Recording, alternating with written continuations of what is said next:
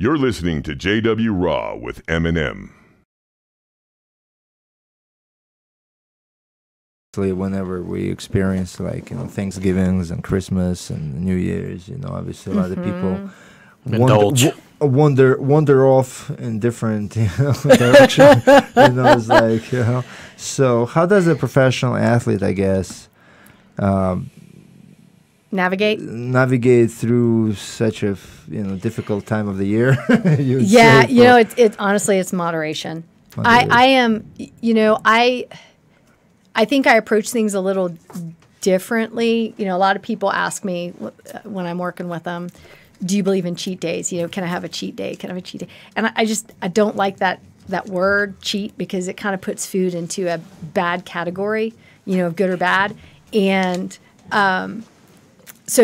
and when I was younger, I had eating disorders. And so for people who have issues with that kind of stuff, when you put it into a good or bad or cheat day, it just sets you up for beating yourself up when you go out and you have a good time. Setting yourself up for failure before. Well, it kind of is, especially mentally, and it's like all of us have other things we have to deal with. We don't need that added pressure, added stress. Same thing with fighters. I mean, they're worried enough about their fights. The last thing they need is even more stress of, oh crap, I had a hamburger. It's going to take me, 30 years to burn it off, whatever. So that's a guilt factor. It is a guilt factor. I have a lot too. And I think it's basically for a fighter, if you live your life, of the whole year, if you eat clean and have a pretty healthy diet 80% of the time, then 20% of the time you can enjoy it.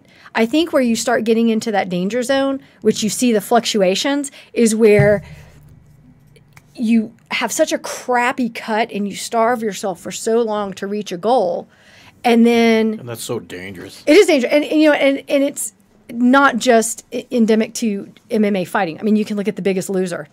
Honestly, if you look at The Biggest Loser and you look at where they are, that's part of the problem. That's a scam when they do the where are they now? Yeah. And they show them they've gained all their weight back. Or a good portion of it is because the body's going to rebound. And it's like the more you starve yourself when you've reached that goal, and you're like, oh, then you just go off the wagon. Oh, I know. And so for surviving the holidays, I think the biggest key is, first of all, don't totally deprive yourself. You have to find out, and everybody's functions a little differently, and you kind of have to figure out what's going to work best for you. And what I mean by that is, the big joke in my family is I used to love cookies. I mean, to the point where if there was a plate of cookies, I would eat the cookies, and if you didn't get the cookie before my hand, I would say, would you want it? I have this, I remember, Cookie Monster. Well, I remember one time, Scott was like, do you want some cookies? No, I'm fine. So I ate all his, because hey, you said no, so I'm going to eat it. And then I just learned, you know what? I'm going to have 2 or 3. I'm not going to just totally deprive myself. I'm going to go and I'm going to have a good time.